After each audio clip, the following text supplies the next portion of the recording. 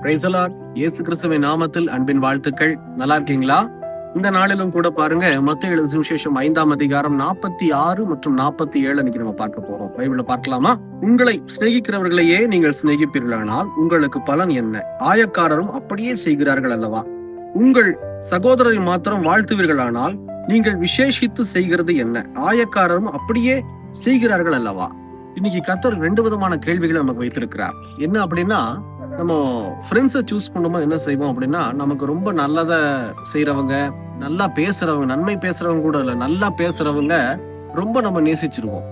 என்னுடைய best friend, என்னுடைய friend best friend அப்படின்னு சொல்லி சூஸ் பண்ணி வச்சிருப்போம். தவறு இல்லை. ஆனா இந்த மாதிரியே நம்மளும் செய்யக்கூடாதுங்கிறதுலதான் கர்த்தர் நீங்க இந்த இடத்துல அழகா காமிச்சிருக்கிறார். எல்லாரையும் ஒரே மாதிரி பாருங்க, எல்லாரையும் சிநேகம் பண்ணுங்க அப்படின்னு சொல்லி ஃப்ரெண்ட்ஷிப் முறையில. அப்போ நம்ம இதுலயும் ரொம்ப ஜாக்கிரதையா இருக்கணும். அது மாத்திரமல்ல, இன்னொரு பக்கம் என்ன சொல்றாரு ஆண்டவர் அடுத்த ஒரு வசனத்துல, இதோ நமக்கு வாழ்த்துக்கள் சொல்லக்கூடிய நபர்கள் இடத்துல பாருங்க, உங்கள் சகோதரை மாத்திரம் வாழ்த்துவீர்களானால் என்ன பலன்? அப்போ நமக்கு பிடிச்சவங்களை மட்டும்தான் வாழ்த்திட்டு இருக்கிறோம். ஏசப்பாவுடைய பிள்ளைங்க இல்லையா? கேட்டா ஒரே ஒரு வார்த்தை, எனக்கு நீ விஷ் பண்ணையா, என் பர்த்டேக்கு நீ விஷ் பண்ணையா, நான் விஷ் பண்ண முடியாது அப்படின்னு ஒரு சில பேர் பேசுறது உண்டு. இது தப்பு. இரண்டாவது, அந்த நபர் எனக்கு பிடிக்காது, அந்த பையன் எனக்கு பிடிக்காது, அந்த பிள்ளை எனக்கு பிடிக்காது, நான் ஏன் விஷ் பண்ணணும், அவங்களை எனக்கு பிடிக்கவே பிடிக்காது அப்படின்னு சொல்லி நம்ம விஷ் பண்றது கூட கிடையாது. யாரு பர்த்டேக்கு விஷ் பண்றதோ இல்ல மேரேஜ் டேக்கு, ஆனிவர்சரி டேக்கு விஷ் பண்றதோ அது நம்ம செய்யறதே கிடையாது. அட்லீஸ்ட் ஒரு சில பேரை சபையில பார்ப்பது உண்டு, முகத்தை பார்த்து சோத்திரம் கூட சொல்ல மாட்டாங்க. ஆனா சபையில உட்கார்ந்து இருப்பாங்க, வசனத்தை கேட்பாங்க, ஜெபம் பண்ணுவாங்க, ஆவியில நிரம்பி வேற ஜெபம் பண்ணுவாங்க பற்றாக்குறைக்கு. ஆனா அவங்க என்ன செய்வாங்க அப்படின்னா, திரும்பி போகும்போது முகத்தை கூட பார்க்காம எல்லாத்தையும் பார்த்து ஸ்தோத்திரம் செலுத்தணும் இல்லையா, ஸ்தோத்திரம் கூட செலுத்த மாட்டாங்க. அப்படி இருக்கும்போது இதெல்லாம் நீங்க வச்சுட்டு எப்படி கர்த்தர் நமக்கு நன்மை செய்வாருன்னு சொல்லி யோசனை பண்றீங்க? ஆண்டவர் சொல்றாரு, இந்த மாசம் நீ நன்மை செஞ்சீனா என் மகனே, என் மகளே, உனக்கு மகிமையும் கனமும் சமாதானமும் உண்டாகும். இந்த மூணுமே அவங்க வாழ்க்கையில இருக்காது. நல்லா யோசனை பண்ணி பாருங்க. இந்த மாதிரி 46, 47ஆம் வசனத்துல வாழ்கிற ஜனங்களுக்கு இந்த மூணுமே இருக்காது. மகிமை இருக்காது, கனமும் இருக்காது, சமாதானமும் சுத்தமா இருக்காது. இதெல்லாம் வெளிவேஷமா இருக்கும். அவங்களை பார்த்தா, உள்ளவை பார்த்தா வெறுமையா இருப்பார்கள்.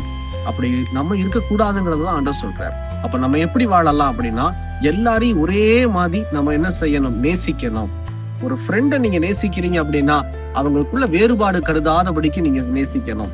குறிப்பா அவங்களுக்கு ஏதாவது நன்மை செய்ய நீங்க யோசிக்கணும். அவன் எனக்கு நன்மை செஞ்சாளா, நான் நன்மை செய்யறதுக்கு அப்படின்னு சொல்லி நீங்க பேசவோ இல்ல நினைக்கவோ கூடவே கூடாது. அவங்க நம்ம வாழ்க்கையில நன்மை செய்யா விட்டாலும் ஒரு சில சின்ன காரியங்களை மறந்துருப்பாங்க.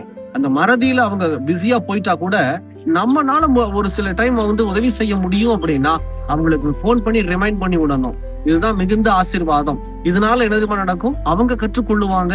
நம்ம இடத்துல இருக்கக்கூடிய குணாதிசயத்தை அவங்க பார்த்து கற்றுக்கொள்ளுவாங்க. இதைதான் ஆண்டவர் செய்ய சொல்றாரு. 2வது, வாழ்த்துக்கள். எல்லாருக்கும் நீங்க வாழ்த்துக்கள் சொல்லுங்க.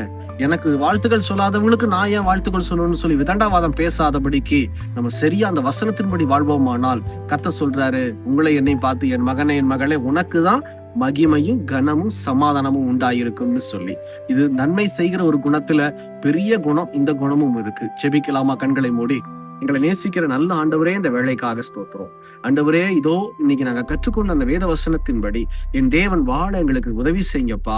ஆண்டவரே, உம்முடைய வசனத்தின்படி நாங்க கிரியை செய்யணும், வாழணும், தொடர்ந்து கிரியை செய்யும்.